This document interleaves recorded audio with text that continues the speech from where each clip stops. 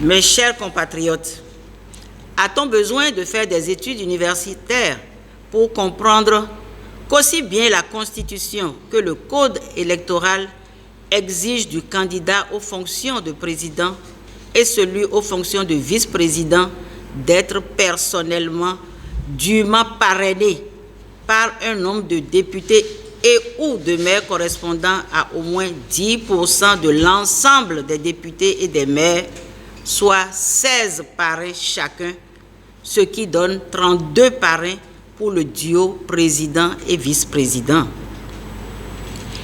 Pourquoi, sur ordre du président de la République, la Sénat a-t-elle réduit le nombre de parrainages à 16? Ce faisant, la Sénat viole la constitution du président Talon, de même que son code électoral. La Cour constitutionnelle doit avoir le courage de dénoncer cette violation des lois électorales et de la constitution du pouvoir dit de la rupture, en invalidant tous les duos de candidats qui n'ont pas fourni au moins 32 parrains. Cela participe de la bonne gouvernance. 2. La bonne gouvernance n'est pas qu'économique, la bonne gouvernance est aussi politique. Mais nous sommes mieux placés pour vous dire qu'au plan politique, la malgouvernance est érigée en règle au Bénin depuis 2016. La Constitution de 1990, la vraie, tout comme celle votée nuitamment en 2019, a circonscrit le rôle et les attributs des partis politiques. Aussi, la charte des partis politiques a-t-elle défini les partis politiques comme des groupes de citoyens partageant des idées, des opinions et des intérêts communs et qui s'associent dans une organisation ayant pour objectif de conquérir et d'exercer le pouvoir.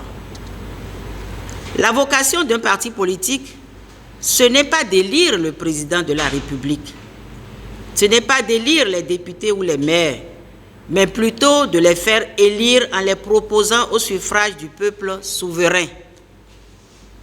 Mais qu'a-t-on observé lors de l'élection des maires en 2020? Les partis politiques du président de la République, à savoir l'Union progressiste et le Bloc républicain, ont arraché aux conseillers communaux et municipaux, régulièrement élus par le peuple souverain, le droit que leur confère la loi d'élire à leur tour les maires. Ce sont donc les partis politiques qui ont nommé les maires plutôt que de les faire élire. Pour y parvenir, les députés UP et BR de la mouvance présidentielle ont encore voté nuitamment une loi dite explicative pour attribuer aux partis politiques le rôle que la Constitution ne leur confère pas. Ne soyez donc pas surpris qu'ils s'empressent de voter une loi dans quelques jours pour modifier encore les modalités du parrainage des candidats à l'élection présidentielle. Chers compatriotes, nous vous invitons à lire attentivement le 7e alinéa de l'article 132 du Code électoral et vous comprendrez comment le président de la République et tous ses députés UPBR ont ourdi leur complot contre notre peuple. Cet article dispose que les candidats d'un duo restés en lice au second tour par suite de désistement, d'empêchement ou de décès de candidats sont proclamés élus aux fonctions de président de la République et de vice-président de la République. Chers compatriotes, comme vous pouvez le constater, le président de la République a planifié de se maintenir au pouvoir à travers un simulacre d'élection présidentielle dont il sera le gagnant, quel que soit le score minable qu'il fera. Son plan ne permet pas qu'il y ait un second tour d'élection du 11 avril 2021. Un dernier mot sur la mauvaise gouvernance économique. La Constitution, notamment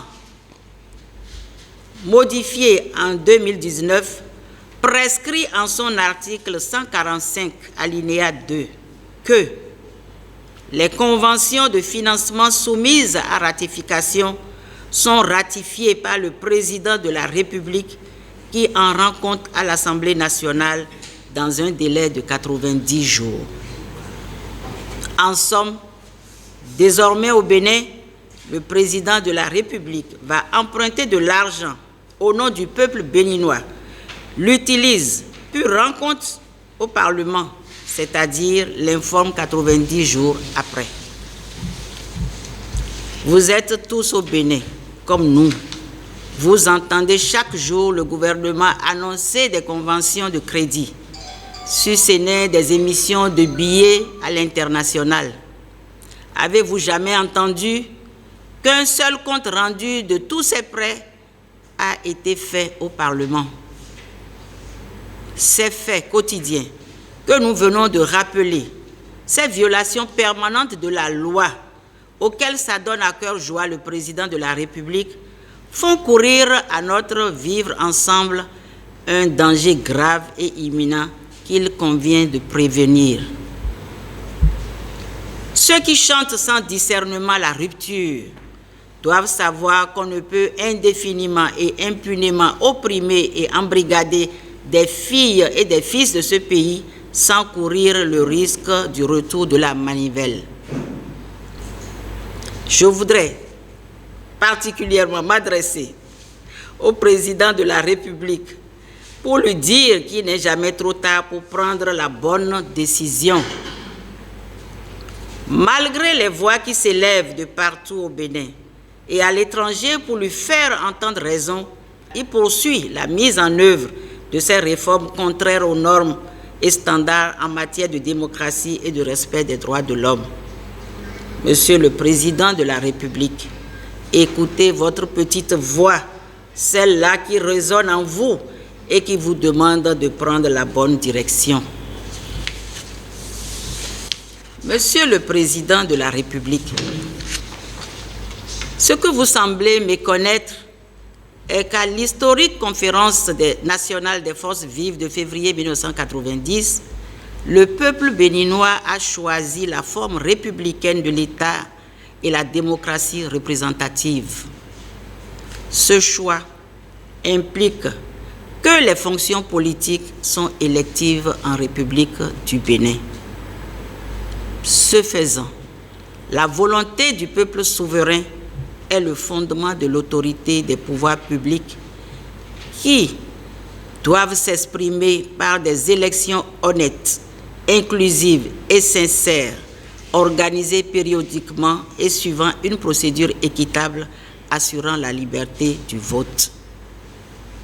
Monsieur le Président de la République, vous devez comprendre que c'est l'option de la démocratie représentative faite par le peuple béninois souverain qui impose une limite temporelle au mandat présidentiel et législatif. L'élu ne peut en aucune façon se comporter comme le propriétaire de son mandat. Vous n'êtes pas le propriétaire du mandat présidentiel. Vous en êtes que le dépositaire temporaire jusqu'au 5 avril 2021 à 0 heure. Cette limite temporelle correspond à la durée pour laquelle vous avez prêté serment. Dès le 6 avril 2021, le mandat sera impérativement remis en jeu par l'organisation d'une nouvelle élection présidentielle inclusive, avec bien évidemment l'appui des organisations internationales et de la société civile de notre pays. Monsieur le Président de la République, vous foulez aux pieds royalement les règles élémentaires en matière de gouvernance politique dans un système de régime de démocratie représentative en faisant voter des textes de loi qui révèlent d'une autre époque, une époque à jamais révolue. En définitive, on se rend bien compte que le seul objectif fondamental visé par vos réformes politiques et institutionnelles est de créer au Bénin une monarchie sur laquelle vous et vos proches allez régner sans partage pour l'éternité. Depuis 30 ans, le Bénin fonctionne au rythme d'un régime politique qui a favorisé les élections régulières et l'alternance au pouvoir sans effusion de sang. De ce fait, notre pays était perçu comme un modèle de démocratie sur notre continent. Ce modèle reste perfectible et nous en convenons tous.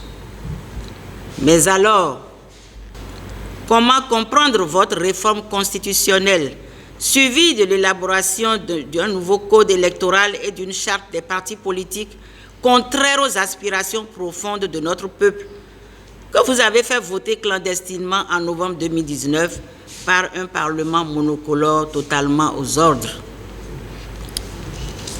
Quoi qu'il en soit, les nouvelles dispositions que vous avez introduites dans ces différentes lois ne sont pas de nature à garantir une élection inclusive, encore moins le respect des libertés fondamentales. Bien au contraire, elles vous permettent d'être réélus quel que soit le score à coup sûr minable que vous ferez.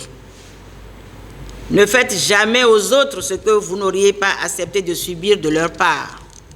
Sinon, comment pouvez-vous soustraire de l'autorisation préalable au Parlement, puis de son contrôle a posteriori, la procédure de ratification des fonds et subventions que les partenaires techniques et financiers accordent?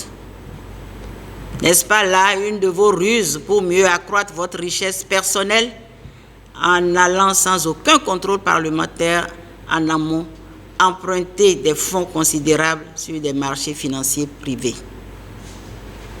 Les seuls bénéficiaires de ces fonds sont vos entreprises et celles de vos proches, à qui votre gouvernement confie la réalisation des grands travaux, dont certains d'ailleurs avaient déjà fait l'objet de financements mobilisés par le gouvernement du président Boni Yayi. Monsieur le Président de la République, le parrainage que seuls les députés et maires acquis à votre cause sont habilités à donner, ainsi que les dispositions de l'article 132 de votre code électoral, montrent à merveille que vous avez tout prémédité pour vous enrichir seul sur le dos de ce peuple, sans penser tout au moins à ces millions de femmes et d'enfants qui manquent de quoi se nourrir, se vêtir, s'éduquer et se soigner. Regardez dans les rues de Cotonou et celles de nos grandes villes, surtout aux abords des feux tricolores, vous vous rendrez bien compte du drame social qui se joue dans notre pays. En effet, il y a de plus en plus d'enfants qui mendient dans les rues pour trouver au quotidien le minimum vital pour leur famille. Ce drame est la résultante de votre politique désastreuse qui consacre votre volonté à faire du Bénin votre entreprise privée. Depuis 2018, nous avons vu le danger venir lorsque vous avez commencé à mettre en place des instruments de répression de tous ceux qui osent critiquer vos tendances dictatoriales. Depuis 2018, vous avez entamé de faire voter des textes de loi contraires aux aspirations profondes de notre peuple en dépit des multiples appels à la raison et à la retenue venant de toutes parts. Monsieur le Président de la République, nous constatons avec regret que rien ne vous émeut, même pas les morts survenus sous les balles réelles des forces de défense et de sécurité sous vos ordres les 1er et 2 mai 2019 à Cotonou, à Kadiaou, à Savé, à Tchaourou, à Kandi, sur le campus universitaire d'Abomey-Calavi et ailleurs sur le territoire national. Bien des voix se sont levées pour appeler votre attention sur les risques que ces actes font prendre à notre pays, mais en vain. Le Bénin, à l'instar des autres pays du monde, ne peut vivre en autarcie. Nous sommes dans un monde interdépendant où ce qui se passe chez le voisin ne laisse plus personne indifférent très longtemps. Alors, il est encore temps de faire demi-tour et de choisir la voie de la sagesse. Si vous continuez dans votre élan diabolique, le peuple vous reprendra son pouvoir le 5 avril 2021. Vous n'y pourrez rien. Ce ne sera pas tout. Cette fois-ci, pour qu'il n'y ait plus jamais ça dans notre pays, nous mettrons en place un tribunal du peuple pour vous juger publiquement et avec vous, tous ceux qui ont soutenu votre entreprise, à savoir les hommes, les femmes politiques, les cadres de l'administration, notamment les magistrats, les personnels de forces de défense et de sécurité, les journalistes et j'en passe. Mobilisons-nous. Le 5 avril 2021, c'est la fin de la dictature, de la rupture. Que Dieu et les membres de nos ancêtres bénissent le Bénin.